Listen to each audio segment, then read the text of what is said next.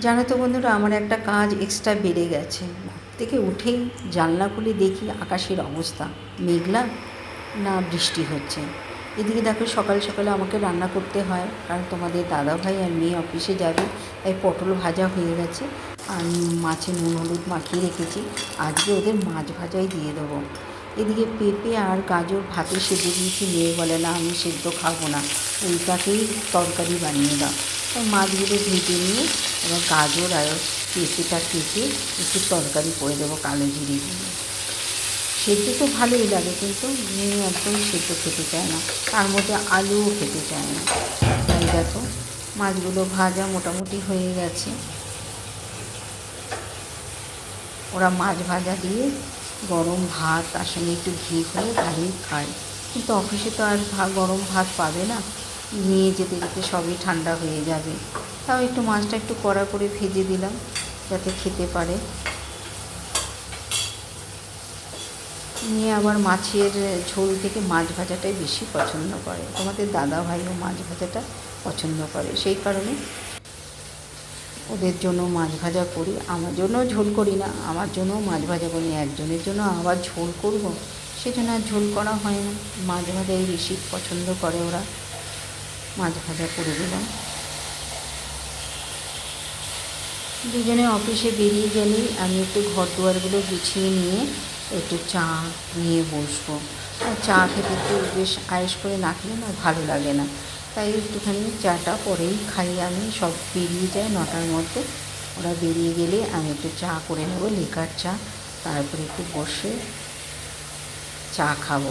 এইদিকে যেন আকাশের এত মেঘলা হয়ে আছে, আর সকালবেলা উঠে একটু হালকা রোদ দেখতে দেখতেই আমি জামা কাপড় সব ভিজিয়ে দিয়েছি। অনেক দিন ধরে জামা কাপড় নোংরা হয়ে পড়ে আছে, তাই ভাবলাম আজকে একটু হালকা রোদ উঠেছে, তাহলে জামা কাপড়গুলো কেচে দিই। কিন্তু যেই ভেজাবার সঙ্গে সঙ্গে শুরু হয়ে গেল বৃষ্টি। কী করা যাবে, সেগুলো তো কাচতেই হবে। দেখো, ভাত করেছি, পেঁপে আর গাজর সিদ্ধ দিয়েছি। এগুলো বলছে এখন খাবে না, এখন এটাকে তরকারি করে দিতে হবে। তাই তরকারি করে দেবো। পটল ভাজা, মাছ ভাজা আর পেঁপে আর গাজর দিয়ে তরকারি। সে আবার আলু খেতে চায় না, আলু পছন্দ করে না। তাই গাজর আর পেঁপে দিয়ে একটা কালো জিরে ফোড়ন দিয়ে একটা তরকারি করে দেব। কালকের অনেক বাসন রয়েছে, সেগুলো একটুখানি রান্না করতে করতে ধুয়ে নিলাম।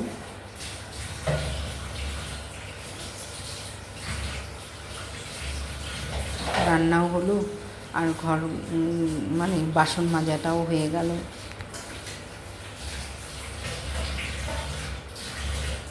সকালে কাজের শেষ থাকে না, 9টা পর্যন্ত মানে দম ফেলার সময় থাকে না। ওরা চলে যাওয়ার পরে একটু মনে হয় না, একটু রেস্ট নিই আর একটু চা খাই, আরাম করে নিই।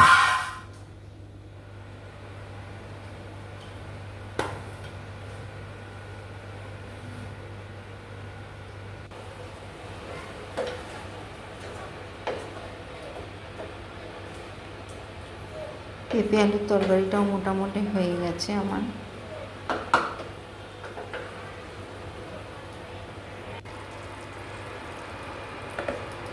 একটু শুকনো শুকনো করবো, যেহেতু টিফিন দিতে হবে, সেজন্য এত ঝোল রাখলে অসুবিধা আছে। রান্না হয়ে গেছে, মেয়ে আর তোমাদের দাদাভাই চলে গেল। দেখো, বিছানা টিছানা পরিষ্কার করে নিয়ে এবার একটু চা করব, চা করে নিয়ে খাবো। তারপরে তো আরও কাজ রয়েছে, বাথরুমের সমস্ত জামা কাপড় ভিজিয়ে দিয়েছি, সেইগুলো কাচতে হবে। এখন তো আপাতত চাটা খাই, তারপরে দেখা যাবে কি হবে। না খেয়ে আর কাজ করতে পারছি না।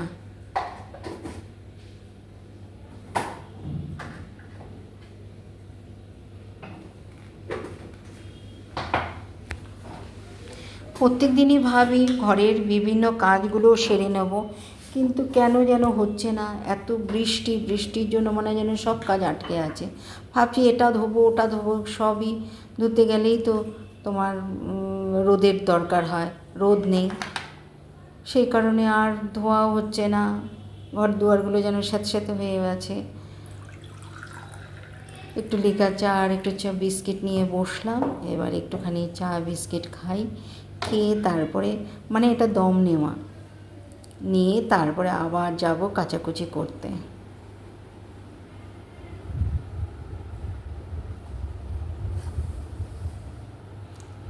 ওরা চলে যাওয়ার পর আমি এই বিছানার এই কোণটাতে আমি বসি জানলা খুলে, কিন্তু আজকে জানলা খুলতে পারছি না, বৃষ্টি হচ্ছে, জলের ঝাঁট আসছে।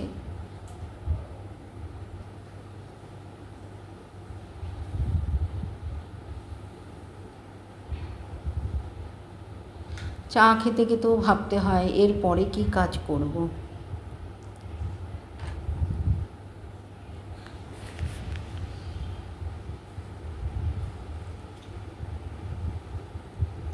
বিয়ের আগে মা বলতো বিয়ে হোক তারপরে কত ধানে কত চাল বুঝতে পারবে। এখন সত্যি বুঝতে পারি সেই সময়টা বেশ ভালো ছিল। এখন একদমই ভালো লাগে না, শুধু কাজ আর কাজ। চা খেতে খেতেও মনে হয় যেন ইস কখন আবার জামা কাপড়গুলো কাচবো। দেখো জামা কাপড়, কত জামা কাপড় কেচেছি, সব ব্যালকনিতে মেলে দিয়েছি। ছাদে যাওয়ার ক্ষমতা নেই, কারণ এত বৃষ্টি হচ্ছে, ছাদে আর মেলা যাবে না। না, দেখো আকাশের অবস্থা। ছাদে মেললে কিন্তু হাওয়ায় হাওয়ায় শুকিয়ে যেত, কিন্তু ভয়ে আর ছাদে মেলতে পারছি না, কারণ আকাশ এত মেঘলা। যাই হোক জামা কাপড় কেচে দেখো স্নান টান করে চলে এলাম। একটু নিজেকে একটু নিজের জন্য তো একটু ভাবতে হয়। একটু পুজো টুজো দিয়ে এখন প্রচণ্ড খিদে পেয়ে গেছে, খাবো। আর সকালের রান্না আবার সেগুলোকে গরম করে খেতে হয়, খুব অসুবিধা হয় সকালে রান্না করলে। একটু বেলা করে রান্না করলে মোটামুটি গরম থাকে, খাওয়া যায়। আর সকালের রান্না না একদম খাওয়া যায় না। আবার সে স্নান টান করে আবার রান্নাঘরে গিয়ে গরম করে করে খেতে হয়। কখনো ভাত গরম করি, কখনো তরকারি গরম করি, আবার কোনো সময় আবার ঠান্ডাও খেয়ে নিই। এত খিদে পায় তখন ঠান্ডাও খেয়ে নিই, আর তখন আর গরম করার ইচ্ছেটুকু থাকে না।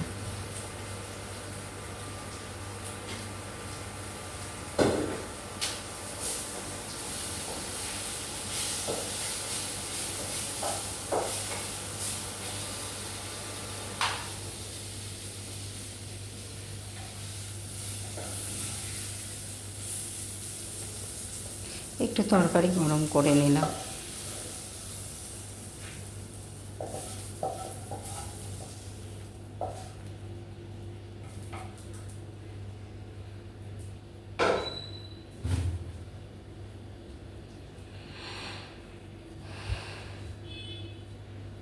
প্রচণ্ড খিদে পেয়েছে, দেখো খাওয়া শুরু করে দিলাম।